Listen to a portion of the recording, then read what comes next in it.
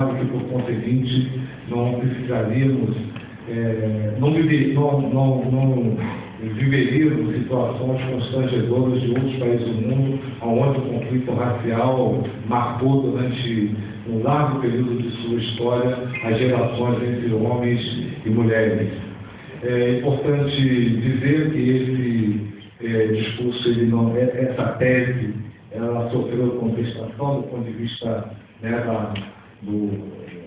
da visão que lideranças negras tinham em relação à sociedade brasileira. Desse aspecto destaco, né, o pioneirismo e a liderança, né, da professora e senadora Dias do Nascimento, que inspirou todos os movimentos negros desse país de mostrar que no Brasil existia, né, desigualdade racial, existia o racismo e que, por conseguinte, era preciso que a sociedade, né, se organizasse para que esse fenômeno maléfico para a nossa sociedade fosse superado, né?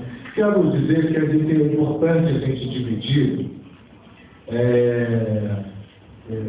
essas contribuições, contribuição do movimento negro, das lideranças negras, das lideranças políticas desse país, né?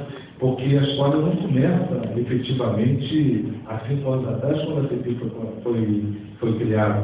A CPI é fruto de um processo que aqui o Medeiros colocou com bastante propriedade, a questão da lei votada, primeiro da inscrição na Constituição do racismo enquanto crime, e, por conseguinte, uma lei de inspiração do deputado Caó, né, que regulamenta esse dispositivo constitucional e que é sancionada pelo presidente Sarney.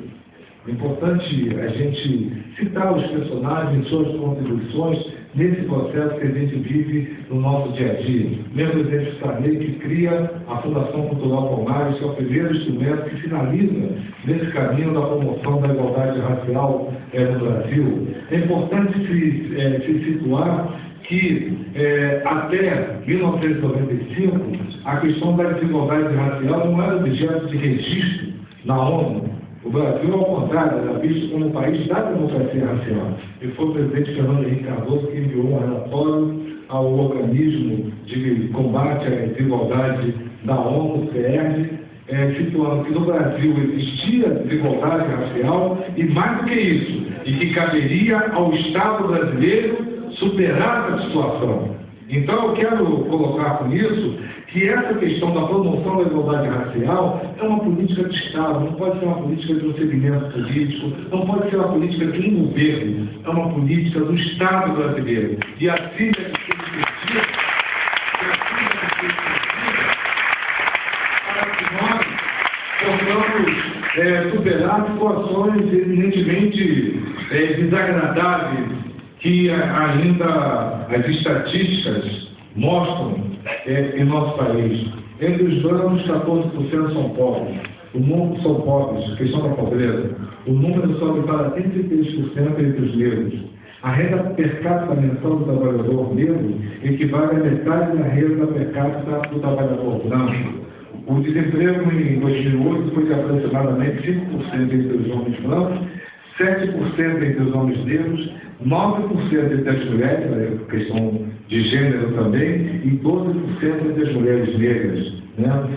A taxa de homicídio, que atinge principalmente a nossa juventude, a juventude negra, ou seja, são grandes as disparidades que a sociedade brasileira expõe do ponto de vista das relações raciais. Por isso, prefeito Eduardo Paz, eu fico feliz de ter um enquanto parceiro nessa caminhada. E como eu aqui coloquei, não só do ponto de vista orgânico, é fundamental ter o município na extensão das políticas públicas desenvolvidas, né, pela União, pelo governo federal.